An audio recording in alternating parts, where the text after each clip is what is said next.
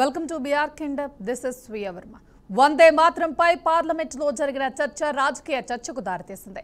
అధికార విపక్ష కీలక నేతల మధ్య ఢీ అంటే ఢీ అనేలా వ్యవహారం నడిచింది. ఒకరిపై ఒకరు ఆరోపణలు చేసుకున్నారు, పరస్పరం వ్యంగ్యస్త్రాలు సంధించుకున్నారు. మాజీ ప్రధాని జవహర్ లాల్ నెహ్రూను ఉద్దేశించి ప్రధాని మోదీ చేసిన వ్యాఖ్యలు అగ్ని రాజేశాయి. వందే మాత్రం గీతానికి కాంగ్రెస్ పార్టీ జవహర్ లాల్ నెహ్రూ అన్యాయం చేశారని ప్రధానమంత్రి నరేంద్ర మోదీ ఆరోపించారు. కాంగ్రెస్ పార్టీ ముస్లిం లీగ్ కు దాసోహం అనటం, వందే మాత్రం గీతాన్ని ముక్కలు చేయాలని నిర్ణయించడం దేశ దురదృష్టమని ప్రధాని అన్నారు. జిన్నా నిరసనకు దిగటంతో సుభాష్ చంద్రబోస్ కు నెహ్రూ లేఖ రాశారని, గీతంలోని కొన్ని భాగాలు ముస్లింలకు నచ్చకపోవచ్చని అందులో తెలిపిరాని గుర్తు చేశారు. సమీక్షిస్తే మంచిదని కోరారని చెప్పుకొచ్చారు. ఇప్పుడే ఇది వివాదాన్ని రగిల్చింది.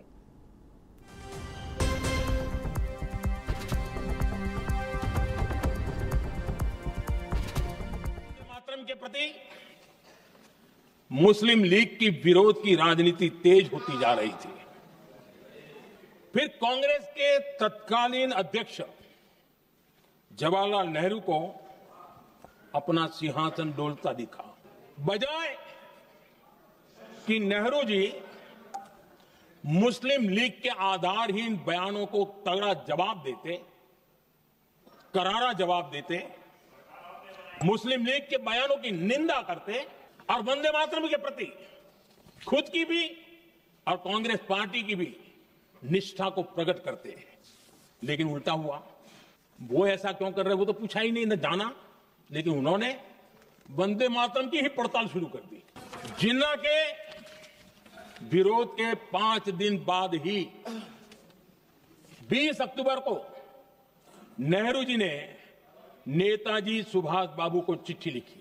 उस चिट्ठी में जिन्ना की भावना से नेहरू जी अपनी सहमति जताते हुए कि वंदे मातरम की, ये जो उन्होंने सुभाष बाबू को लिखा है, वंदे मातरम की आनंद मठ वाली पृष्ठभूमि मुसलमानों को इरिटेट कर सकती है।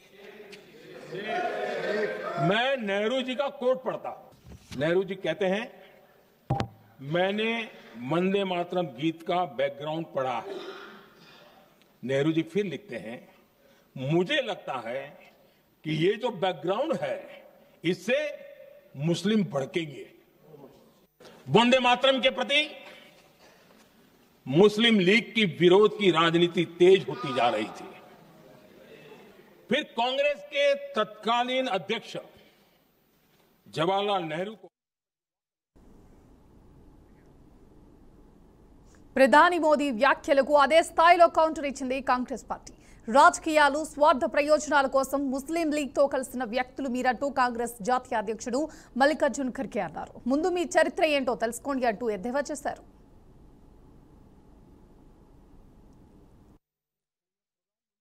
भाषण सुना और उन्होंने नेहरू जी पर आरोप लगाया और कहा कि 1937 में नेहरू जी के नेतृत्व में कांग्रेस पार्टी ने मूल वंदे मातरम गीत से महत्वपूर्ण पद हटा दिए थे।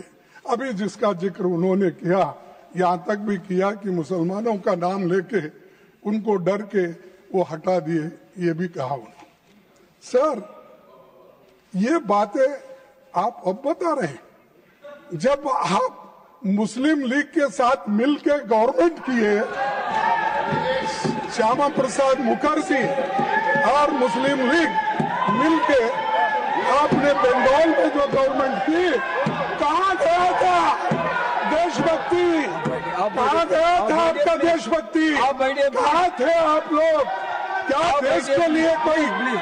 अरे ये लोग, अरे पढ़ो, आपका इतिहास मालूम होता है। हमेशा आपकी आदत हो गई है कि कांग्रेस को गालियां देना और नेहरू जी को टारगेट। अरे नेहरू जी का इमेज खराब करने के लिए अगर आप बैठे हैं, वो नामुमकिन है, वो सबसे ऊंचा है दुनिया में उसका नाम है। अब उतना ऊंचा आप कभी नहीं बन सकते। आप नीचे है, नीचे ही रहेंगे। मैंने प्रधानमंत्री का भाषण ప్రధాని మోదీ వ్యాఖ్యలకు నెహ్రూ ముని మనవరాలు ప్రియాంక గాంధీ సెటైరికల్ గా బదులిచ్చారు. ప్రధానిగా మోదీ 12 ఏళ్లు పూర్తి చేసుకున్నారని, జనజీవన నెహ్రూ సైతం దేశ స్వతంత్రం కోసం దాదాపు అన్ని ఏళ్లు జైలులో గడిపారని గుర్తు చేశారు. అలాంటి వ్యక్తిపై మోదీ విమర్శలు సరికాదన్నారు. నెహ్రూ తీసుకున్న చర్యల వల్లే భారత్ అభివృద్ధి పథంలో ఉందన్నారు.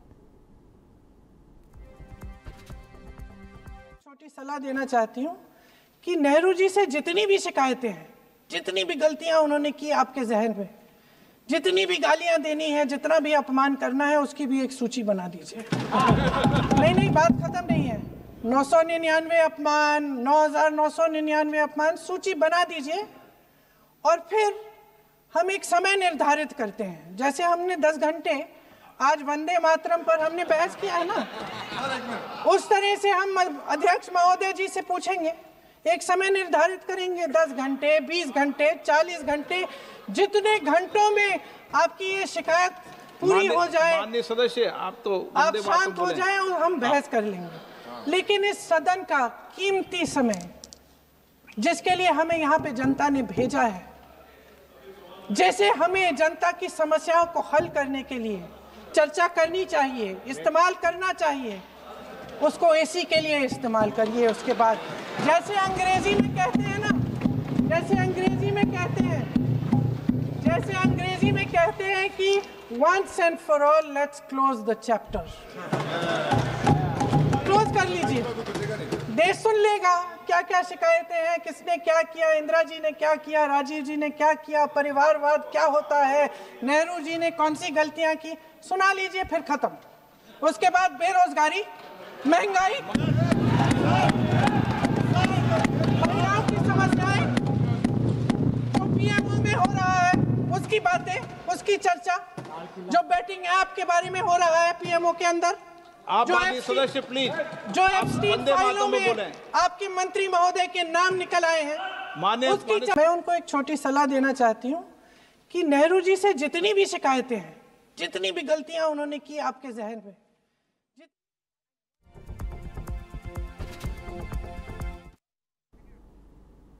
వందే మాత్రం పుట్టి 150 ఏళ్లు పూర్తి చేసుకున్న వేళ అప్పటి పరిస్థితులపై అధికార విపక్ష కీలక నేతలు ఢీ అంటే ఢీ అనేలా వ్యవహరించడం కొందరిని ఆశ్చర్యానికి గురిచేసింది. మరికొందరు మాత్రం లేదు చర్చ సబబే అని అభిప్రాయపడుతున్నారు. దీంతో వందే మాత్రం కాస్త వందే మారణంలా తయారైంది.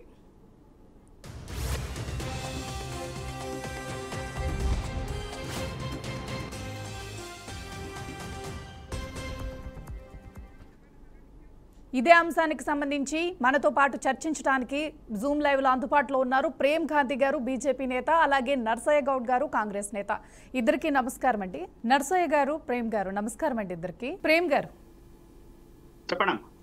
ప్రధాని మోదీ వ్యాఖ్యలపై మీ ఫస్ట్ రియాక్షన్ ఏంటి అసలు? ముందుగా బీఆర్కే న్యూస్ ప్రేక్షకులు అలాగే నర్సన్న గారికి నమస్కారం.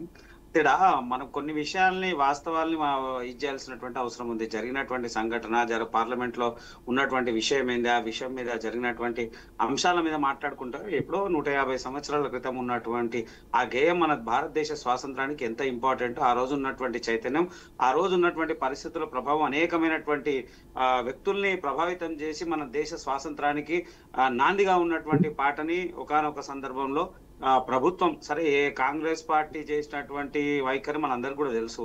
50 సంవత్సరాలు ఉన్నప్పుడు కూడా దాన్ని ఏం మాట్లాడలేదు. 100 సంవత్సరాలు జరిగేటువంటి సందర్భంలో అవమానించినట్టు సంఘటన, ఎవరైనా దాన్ని అవలంబించినా, దాని మీద ఏ మాట మాట్లాడినా కానీ దాన్ని వ్యతిరేకించినటువంటి పార్టీ కాంగ్రెస్ పార్టీ.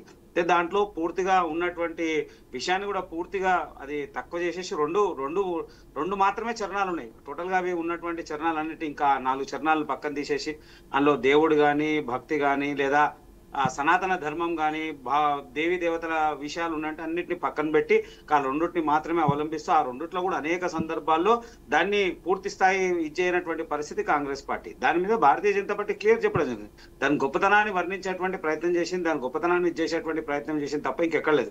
కానీ పార్లమెంట్ లో జరుగుతున్న సంఘటన ఏంది, ఇదంతా పక్కన పెట్టి అనేక విషయాల మీద ఒకరిదొకరి మీద మాట్లాడడం.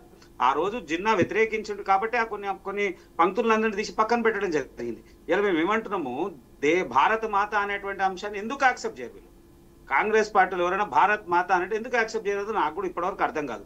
పార్లమెంట్ అట్లనే మాట్లాడుతున్నారు, అనేక మంది అట్లనే మాట్లాడుతున్నారు, రాహుల్ గాంధీ అట్లనే మాట్లాడిన సందర్భాలు ఉన్నాయి, ఇలా ప్రియాంక గాంధీ అట్లనే మాట్లాడారు, మల్లికార్జున ఖర్గే గారు అట్లనే మాట్లాడిన సందర్భం ఉంది. అంటే దేశం ఉన్నతిని సంబంధించినటువంటి అంశం 85% ఉన్నటువంటి హిందువుల విషయంలో హిందువుగా బలంగా మాట్లాడేటువంటి పరిస్థితి ఎందుకు రానియరో వాళ్ళకి అర్థం కాలేదు ఇప్పటివరకు కూడా.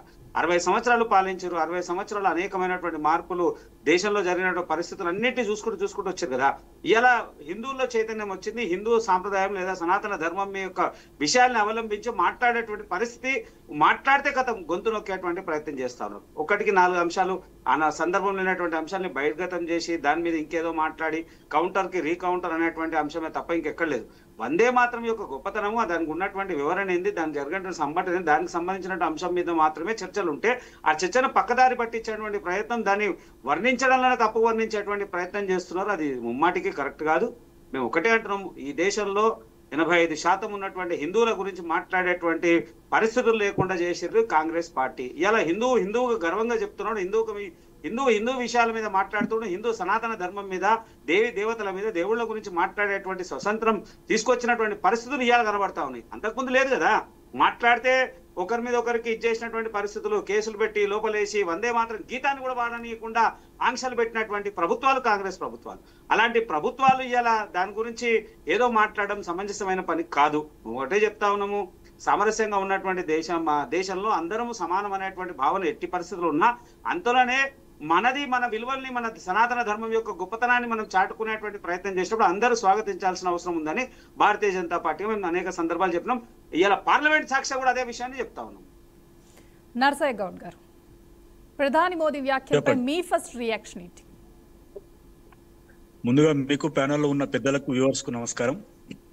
ఇప్పటిదాకా అది పార్లమెంట్లో వందే మాతరం మీద జరిగినటువంటి చర్చ, అది అవసరం వచ్చింది కాబట్టి మోడీ గారు పార్లమెంట్ దాకా తీసుకొచ్చారు. ఎందుకంటే పశ్చిమ బెంగాల్లో వచ్చే ఎన్నికలు ఉన్నాయి కాబట్టి దాన్ని టార్గెట్ చేసే ఉద్దేశంతో తప్ప, అంటే హిందూ ముస్లిం పోలరైజేషన్ కొరకు మాత్రమే వీళ్ళు ఉపయోగించుకుంటా ఉన్నారు. భారతీయ జనతా పార్టీ రాజ్యాంగ స్ఫూర్తిని తుంగలు దొక్కుతా ఉంది.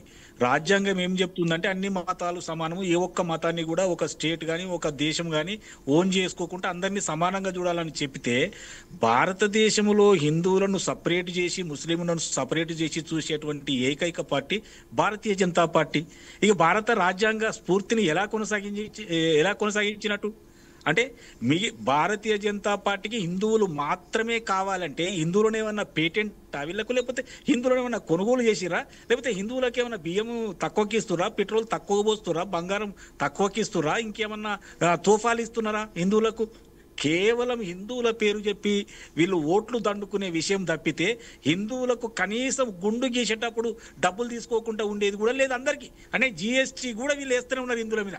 ప్రతి ట్యాక్స్ వేసుకుంటా హిందువులకు ఎలాంటి ప్రయోజనం కలగకుండా కేవలం మత విద్వేషాలను రెచ్చగొట్టి కేవలం హిందుత్వం మీద ఓట్లు దండుకోవడం తప్పితే భారతీయ జనతా పార్టీకి నైతిక హక్కు లేదు అంటున్నాయి. ఎందుకంటే మన రాజ్యాంగ పీఠిక చూసుకుంటే కూడా అన్ని సమానమే అని చెప్తా ఉన్నారు. మరి వీళ్ళకెందుకు సమానంగా కనిపించరు?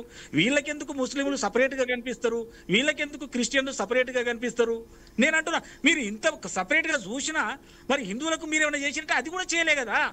కాబట్టి నేను ఒక్కటే అంటున్నా, భారతీయ జనతా పార్టీ ఇప్పటికైనా తన వైఖరిని మార్చుకొని అన్ని మతాలు, అన్ని కులాలు, అన్ని జాతులు, అన్ని ప్రాంతాలు సమానమని తెలుసుకోవాలి. ఇవాళ భారతీయ జనతా పార్టీ పాలించే రాష్ట్రాలకు ఎక్కువ నిధులు ఇచ్చి మిగతా వాళ్ళకు తక్కువ నిధులు ఇవ్వడం కూడా ఇది తప్పిదమని వాళ్ళు తెలుసుకోవాలి. కాబట్టి నేను ఒక్కటే అంటున్నా, వందే మాతరం అనే ఒక పదాన్ని అడ్డం పెట్టుకొని ఏదో సాధిద్దామంటే మీరు చేయగలిగేది ఏమి లేదు.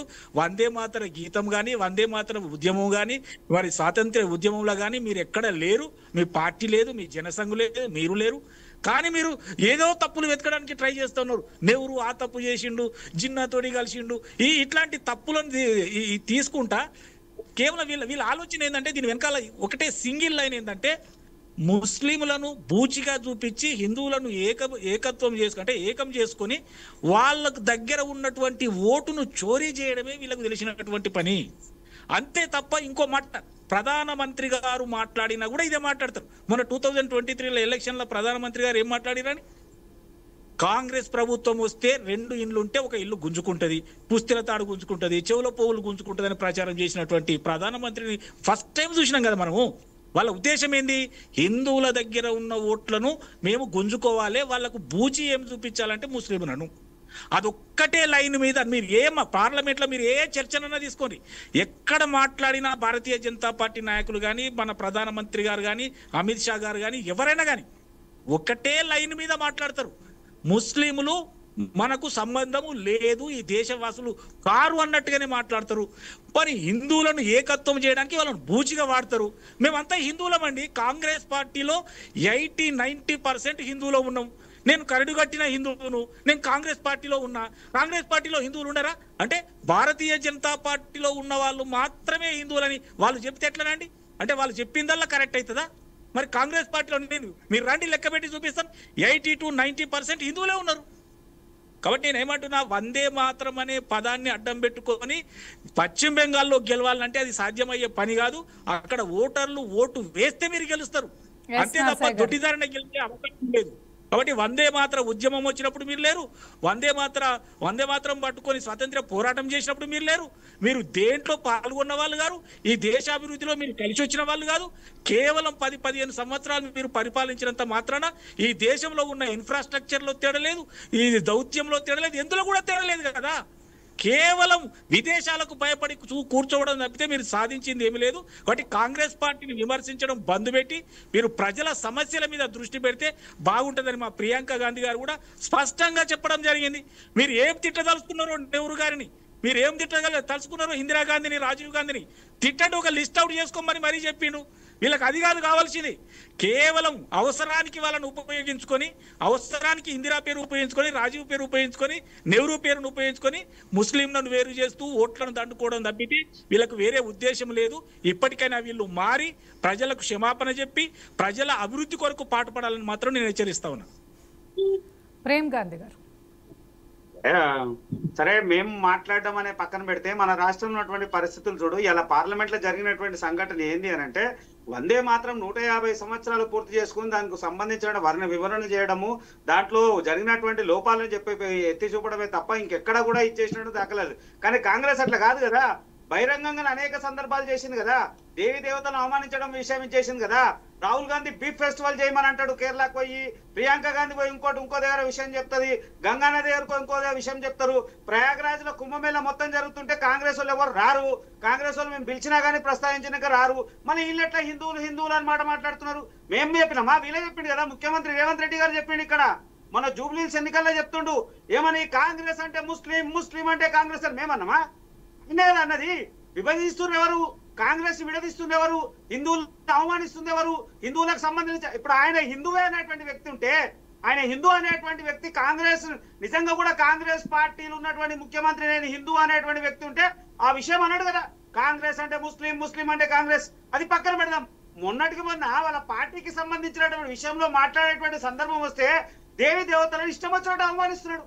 దేవుళ్ళని ఇద్దరు భార్యలు అంటారు, తినేటోళ్ళకో ఒక దేవుడు, తిననోళ్ళకో దేవుడు, మందాయేటోళ్ళకో దేవుడు, వీళ్ళకో దేవుడు, వాళ్ళకో దేవుడు. అరే దేవి దేవతలను అవమానిస్తున్నటువంటి పార్టీలు ఎవరున్నాయంటే కాంగ్రెస్ ఉన్నది. అరే హిందూ అనేటే తప్పేముంది? ప్రధానమంత్రి నరేంద్ర మోడీ గారు కూడా హిందువుకు సంబంధించిన అనేక విషయాల్లో మాట్లాడితే తప్పు పడతారు. అరే ముస్లింలు ఎక్కడైనా అవమానించినమా? కాంగ్రెస్ వాళ్ళ లెక్క మేము ఎక్కడ ముస్లింలు అవమానించలేదు, ముస్లింలు వ్యతిరేకించలే, ముస్లిం మత సామరస్యంగా పోవాలనుకున్నాము. ముస్లిం మతచారాలను ఎక్కడ కూడా మేము వ్యతిరేకించిన దాఖలాలు లేవు కదా. కానీ కాంగ్రెస్ అట్లా కాదు కదా. అనేక సందర్భాలు, ఇప్పుడే కాదు చెప్పుకుంటూ పోతే 100 సందర్భాలు ఉన్నాయి. మల్లికార్జున ఖర్గేతో సహా రాహుల్ గాంధీ, మల్లికార్జున ఖర్గే, సోనియా గాంధీ, ఇప్పుడున్న ప్రియాంక గాంధీ, మన దగ్గర ఉన్న రేవంత్ రెడ్డి, ఇంకా అనేక మంది కాంగ్రెస్ లకు ఒకటి హిందువులు అంటే వ్యతిరేకత. మళ్ళీ ఎందుకో తెలియదు వాళ్ళకు. అంత ప్రేమ వాళ్ళ మీద ఉంటే, ముస్లింల మీద అంత ప్రేమ ఉన్నప్పుడు మీరు బహిరంగంగా చెప్పండి. మళ్ళీ అట్లా చెప్పరు. ఆ మత సామరస్యము అనేక విషయాలు మాట్లాడతారు అన్న చెప్తారు. మళ్ళా చివరి తీసుకొచ్చే వరకు ఏం చేస్తున్నారు? ఖచ్చితంగా అవమానిస్తున్నారు. అక్కడ కేంద్రంలో వాళ్ళు అవమానిస్తుంటే, వాళ్ళ నాయకులు అవమానిస్తుంటే, రాష్ట్రంలో మన నాయకులు అవమానిస్తున్నారు. ఇది ముమ్మాటికి ఎంతవరకు సమంజసం? దీని మీద కూడా ఆలోచించాలి కదా. ఇక్కడ ఉన్న కూడా మాట్లాడాలి కదా. మొన్నటికి మొన్న సోషల్ మీడియాలో మాట్లాడేది మేము కాదు, అనేక మంది హిందువులు, కాంగ్రెస్ పార్టీ కాదు, అనేక మంది హిందువులు కదా ముఖ్యమంత్రి మాట్లాడిన దాన్ని వ్యతిరేకించరు, మహిళలు వ్యతిరేకించరు, సనాతన ధర్మం మీద ఉన్నటువంటి గొప్ప చాలా మంది వ్యతిరేకించరు. అరే మీరు వర్ణిస్తే ఏం వర్ణించాలి? దేవుణ్ణి ఏ రకమైనటువంటి వర్ణన అవసరము అనే అంశాన్ని ఎవరు తప్పుపట్టిరు? హిందువులు తప్పుపట్టిరు కదా, బీజేపీ పార్టీ కాదు కదా. దాన్ని ఆయన తప్పుడు భావన తీసుకొని వచ్చి ఎప్పుడో ఓడిపోయిన దాన్ని పక్కన పెట్టి మేమన్నామా? రాజకీయం మేం చేసినామా? రేవంత్ రెడ్డి చేసిన రాజకీయం చేసేయమంటారు. ఓడిపోయినందుకు ఈ మాట మాట్లాడుతున్నారు. అరే ఎప్పుడు ఓడిపోయినాము, నువ్వెప్పుడు అన్నావు, నువ్వెప్పుడు మాట్లాడినావు, నీకు రాజకీయానికి అంటున్నావు తప్పు, మాట్లాడుతూ తప్పు. ముమ్మాటిగా క్షమాపణ చెప్పాల్సింది అక్కడ కేంద్రంలో వాళ్ళైతే, రాష్ట్రంలో వీళ్ళు. అప్పుడు కానీ హిందువులు వీళ్ళ పక్షాన్ని నిలబడేటువంటి పరిస్థితి లేదు. ప్రేమ్ గాంధీ గారు అలాగే నర్సయ్య గౌడ్ గారు, మన చర్చ సమయం అయిపోయినందువల్ల క్లోజ్ చేయాల్సిన సమయం వచ్చేసిందండి. ఇద్దరు చర్చలో పాల్గొన్నందుకు ధన్యవాదాలు.